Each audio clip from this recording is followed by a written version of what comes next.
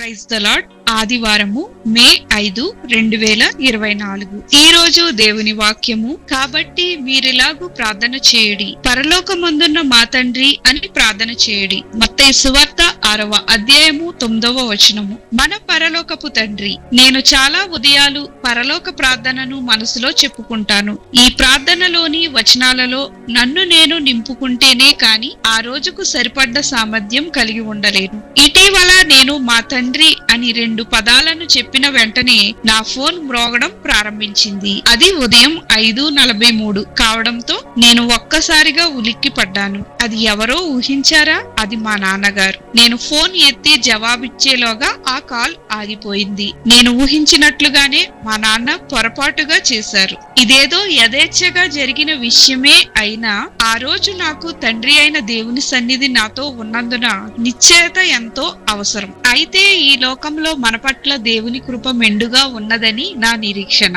ఒక్కసారి ఆలోచించండి.